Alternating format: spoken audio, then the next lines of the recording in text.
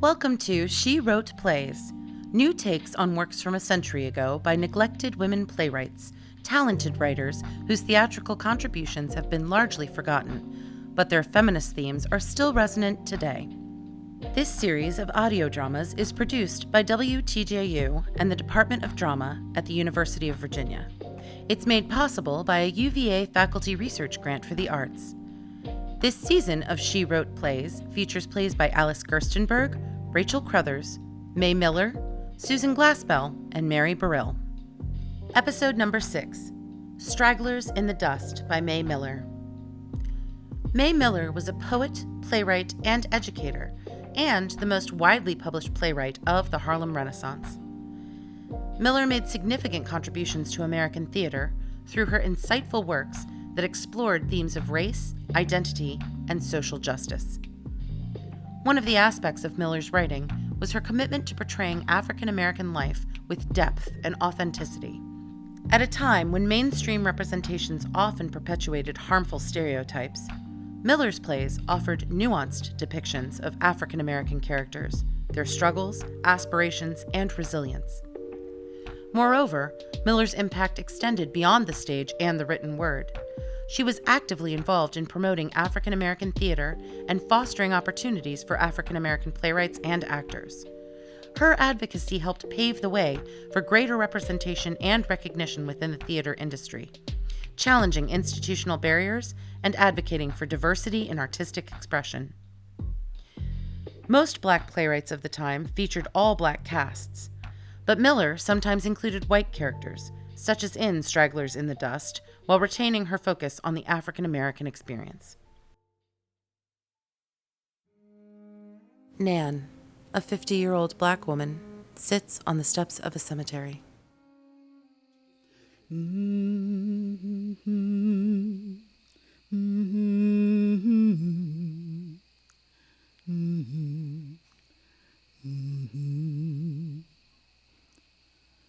Keep this in mind and it'll all go right as you goes on your way.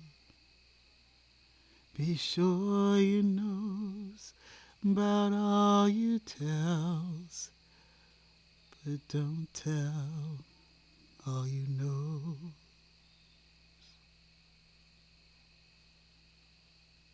Be sure you knows about all you tell,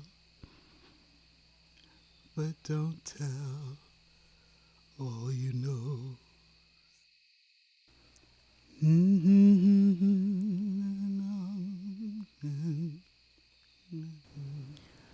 A shadowy figure of a young man in his 20s moves slowly across the top lift of the stairway.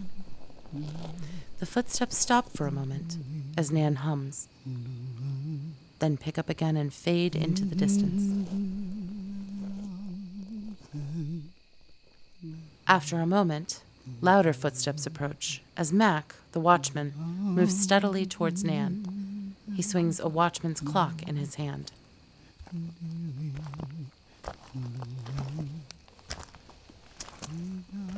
Well, Nan, I guess you're finishing up. Yes, Mr. Mac, I'm just about done. I rubbed and rubbed all that brass, bright enough to make a few crowns now. I'm sure it looks nice, Nan, but I doubt I'd be wanting any crown made of brass. I guess not, Mr. Mac. Some of us still know we deserve better. All we've ever had to taste on earth is brass. God must be saving the gold. Ah, that's right, Nan. You start getting your things together at 6:30, almost closing time. Closing? So soon? I hate to see it come. You hate the time for having to leave? Yes, well, I always liked the graveyards. It's too bad I don't feel that way since I have to spend most of my time here. 7 o'clock can't come soon enough. Can't wait to get home. Oh, that's the difference between us. I ain't got nothing at home. All I got is here. All you got is here? You see, Mr. Mac, I ain't ever had nobody except my boy Jim. There's never been nobody but him and me. And since he's been here, I just like to stay nearby. I never heard about your son working here. Who? My Jim? No, he ain't working. Jim never liked to work too much, but he can't work at all now. They put him in that marble box after they found him in the field. Flanders, I think they called it. You mean you lost your Jim in the war? Yeah. Ain't you heard them talking about him the other day? Oh, that grand old man stood up there and told everyone how they called and how Jim left me broken-hearted to go fight for this country. And then how them guns got him. And how they found him and finally on that field in France they brought him back over here and put him in there. Yeah, I heard that, but they weren't talking about your Jim. Why, they don't even know who that soldier is. He's unknown. It wasn't about your Jim. Oh, I know some of them don't know, but I know. And that man knows. He even said, your mother there bowed in grief. See, I was hiding behind his very pillar, and I heard him. But I didn't come out because I knew those other men were there, and if they saw me, they would know. Then they wouldn't want Jim to stay there, knowing he's colored. But, Nan, that's foolish, don't you see? I did the right thing, didn't I? Yeah, I guess you did right.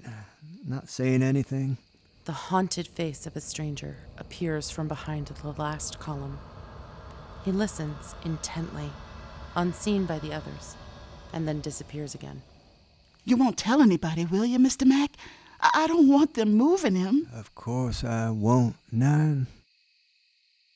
You know, it's kind of nice that they bring all of them wreaths and ribbons to put on him, but somehow I wish they just left him where he was.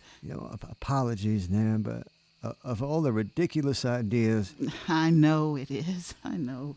I'm proud when I look at this temple, his own temple. And when I see that soldiers are looking out for him day and night. But then when I think of Jim and how he loved the woods and the fields, I'm just a little sorry. He might have rested better over there in France. They say the wooden crosses be kind of ugly, but that big blue sky overhead guards and blesses him. And them poppies grow between the rows, and that wouldn't have been half bad, 'cause Jim liked red. But maybe it's best like this, 'cause over there, there'd be nobody to watch. Watch? Watch for what? I guess there really ain't no need for no guard over there. Yeah, as far as I'm concerned, we don't need any either. Oh, yes, we do. There's that creature with the ghost-like face and empty eyes been haunting this place for 2 days. He certainly needs watching. The first time I saw him, he ain't even see me 'cause he couldn't see me. He couldn't notice me. He was looking so hard at that tomb. I don't think we'll have any more trouble with him. I notified the police, and anyway, he seems to be perfectly harmless.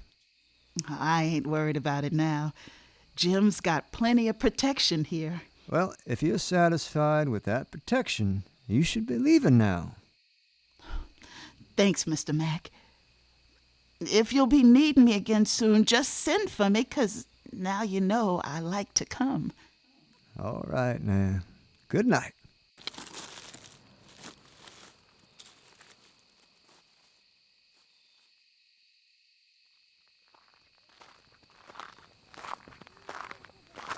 Hello, Mac. Oh, Mr. Bradford. I'm sorry if I startled you. Not that exactly, but it is odd to think you're alone and suddenly face company. And it's a little late for visitors, isn't it? Yes, sir, it is. We close the gates in about 15 minutes. Many try and come before dusk. So I noticed coming up, I only passed one person, a colored woman. That was Nan. She comes once a week to shine the brass. Many visit the tomb during the day, huh? I've been out several times, and there were always quite a few. Yeah, Sunday's the day when we have a crowd. Sundays there's nothing much else to do but think of the dead. Then hundreds come to visit the unknown's grave. Somehow he seems to belong to everyone's heart, separately. He undoubtedly has had an unexplainable effect on the whole white race. Well, no need to make it that narrow, sir. Better to say on all races. You'd be surprised at the number of Negroes that visit here. For what? Out of patriotism? Well, no telling how many of them feel like Nan. Nan. That colored woman you met coming up the hill. Oh, yes. Do you know she really believes the unknown is actually her boy, Jim, that she lost in the war? Now, why would she think that? She seems to have misunderstood some of the speeches she heard out here. Took everything to herself. Such a thing has never even crossed my mind. Why, that isn't even possible. Of course not. Nan's just a poor old colored woman with nothing left but dreams. But if it were, what a terrible joke on America. It can't be. We just naturally hear and experience odd things out here in this land of tombstones. Nan was just talking about some poor half-dazed boy who's been hanging around here for 2 days. Innocent sort, but with a ghost-like face. Not the one you'd want for company in a place like this. And where is that boy now? Hanging around here somewhere, I guess. I could have sworn there was nobody in this place except the guard when I locked the gates last night. Yet the first creature I met this morning was that crazy boy. Really no use trying to put your hands on that kind. That's just why I'm here. Sir? I'm here because I think the boy may be my son. I'm sorry, sir, but what makes you think so? My son is missing, and when I notified the police, they told me of your report. I asked to come for him alone. But you're not certain. The description is fitting, but they hadn't spoken of his condition. Did he seem sick? Well, God knows he was pale enough. Yes, it's those attacks. They always leave him like that. But this may not be your son. But it is, I know it is. And you say he's been wandering here for 2 days, ever since he left home. Each attack gets worse. Each attack gets worse. God, when will they end? He'd be better off dead. Dead, you hear me? And I say that of my only son. Oh, sir, there he is now. Be steady now, sir. Let's sit like we've been chatting. We don't want to startle him. Let me talk to him. Yes. I thought you'd gone. Isn't it closing time yet? Just about, but I thought I'd wait for you. I thought maybe you'd walk home with me. Oh, no, I can't go yet. I've got to wait for him. For your father? Then we can leave now because... No, for him. For the Negro. What Negro? No one's coming this late. I'll be closing the gates in a few minutes. Locked gates are nothing. He's a sly rascal, quick and quiet. Comes in the evening when you're gone. That's why I stay here. Who? The Negro who lives in there. Where? In the tomb. There's nothing but the unknown in there. Dead. He may be dead, but he's not unknown. There are at least 3, if not more, that know him. Well, if they knew, they'd tell me. I heard that colored woman confess to you. You don't know, and... Oh, Nan, she's feeble-minded. Maybe she is, but she only told you what I've known for months. But I didn't know he was her son. You see, I met him in no man's land. Just a few minutes after one of those German shells had exploded near me. I was dazed, just standing there when he came to save me. Did you hear? To save me! He was such a huge black one, and it was so easy for him to carry me. We had gone some distance when he realized his gun was left. Went back, and a shell got him. Oh, poor fellow. Lucky fellow! Didn't they go right to that spot to get him? And bring him back here to put in that tomb? How would you know that? He told me himself how shocked he was when he saw where they were putting him, because he knew how they felt over here about Negroes. But son, you said he was dead. Sure, he's dead, but I've talked to him. He stays there from evening till dawn. The rest of the time, he spends at the Capitol. He says it's lots of fun to come back and see what foolish things big men say and do. You shouldn't be listening to that fellow. From a Negro, too, who stole my place. He brought the shell aimed at me. He's in that tomb meant for me. He sleeps there and leaves me to live on, a shell of a man, a shadow tagging after him. Me, Captain Lester Bradford Jr., and I can't die! You do remember then, son, you know me. Certainly, Dad. You've been away from home 2 days. 2 days? The folks were getting anxious about you. Ma and Zelma? I promised them I'd bring you back with me. All right. I'm ready. I'm sorry if we detained you, Mac. Thank you. Here, please take some compensation for your trouble. I had almost forgotten. Those things don't make any difference. What thing? Money, name, home, those things. Maybe not, son, but it's late. Let's go. I can't leave now. If I wait until he comes, I can go in the tomb with him. I've missed him for 2 nights, but tonight I'll make it. Nobody can get in that tomb. This gentleman is waiting to lock the gates. Come, let's go home. You don't understand. He belongs there, and when he comes back in the evening, the side opens for him. I talked to him this morning when he left, and he promised that I can go in with him tonight if I get there when the slab slides for him. Come, son. It's time for him to start now. That's the signal! He's coming! It's only a boat, sir. See? There he is! He's standing right on top of the Capitol dome. Watch him. The light's on him now. I see him. Surely, sir, it's the same statue that's always been there. He's stepping off now. Doesn't he stride like a king over the city, and they don't even know he's there? Look! See him pause at the water's edge? Yes, I see. No, sir, you do not. They're only trying to place the searchlight from Arlington Tower. Didn't he walk the Potomac in a hurry, son? He's coming up the hill now. I need to go there. Dad, you'll tell the folks where I am, won't you? I'm glad you came because now you understand. I'm going too, my boy. No, Dad. You stay here. He might not let me go in if he sees anybody else. But Bye, Dad. Oh, sir, why'd you let him go? Your son is sick, sir. See, he's fallen. Let me go to him. no, you might keep him from getting in. There's no place to get in, sir. Shh, there he goes. He's all right now. No, he's right there. He's hurt. Son! Son! Lester!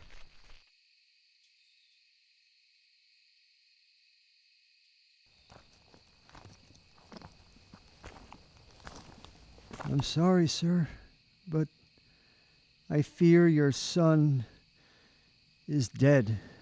You mean he went with the Negro? Yes, I know. I saw him. No, sir. I must notify the police, but did you care for directions concerning the body? Body? What body? Your son's body over there. You must be mistaken. That's not my son's body. But you called him son while you spoke. He called you dad. Oh, yes, that was my son. But he went in the tomb, you know. Thank you for your trouble. But, sir... Good night, Mac. I'm sorry if I detained you.